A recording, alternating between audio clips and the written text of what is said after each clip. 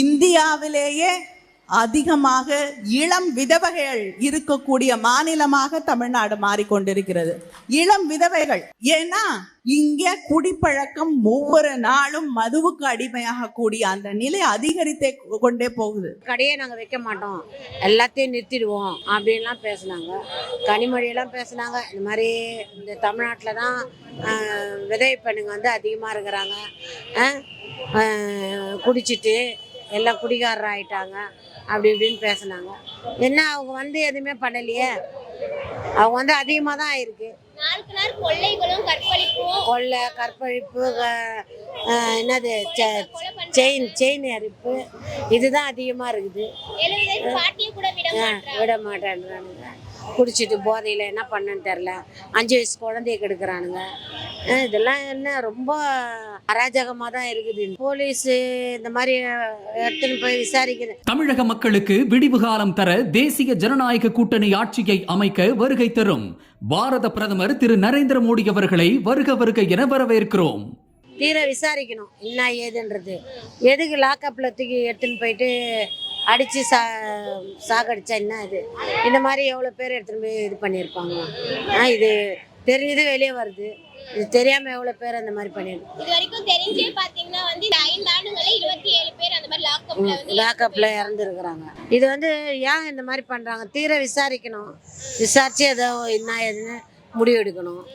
இல்லை அது அவங்க சொந்தக்காரர்கிட்ட போயிட்டு அதை இன்னும் யார் என்னன்றதை விசாரிக்கணும். அதுவும் இல்லாத எதுவுமே இல்லாத இவங்க இந்த மாதிரி பண்ணால் என்ன பண்ண முடியும்? அடிச்சு எல்லாரும் சாக்கடிக்கிறதுக்காக இவங்க வந்து கவர்மெண்ட்டு விசாரிக்க போவாங்களா வருவாங்களா? எப்படி இந்த மாதிரி ஏன் இவங்க இந்த மாதிரி பண்ணுறாங்க கவர்மெண்ட்டு?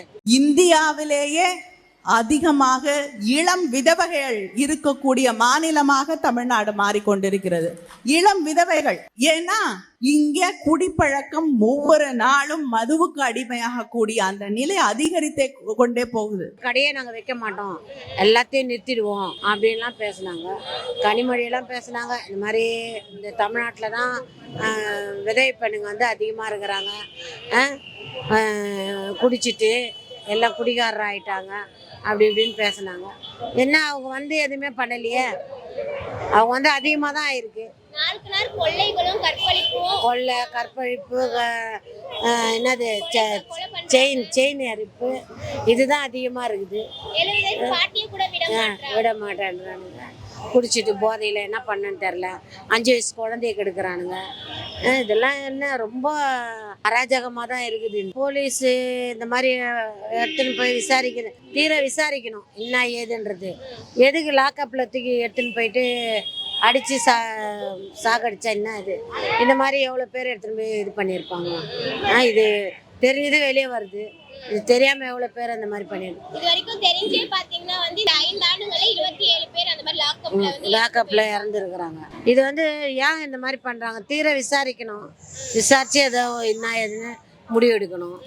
இல்லை அது அவங்க சொந்தக்காரர்கிட்ட போயிட்டு அதை இன்னும் யார் என்னன்றதை விசாரிக்கணும்.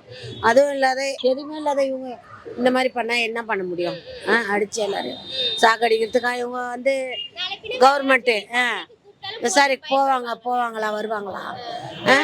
எப்படி இந்த மாதிரி ஏன் இவங்க இந்த மாதிரி பண்ணுறாங்க கவர்மெண்ட்டு?